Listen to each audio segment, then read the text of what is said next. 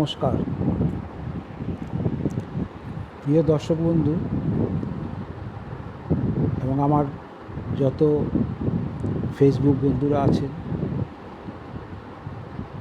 আজকে লাইভে আসছি। জ্যোতিষের কিছু কথা বলবো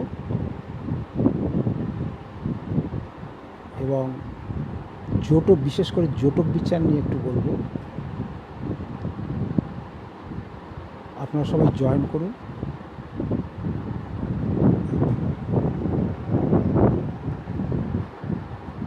জয়েন করলে আমার প্রোগ্রামটা আমি শুরু করতে পারবো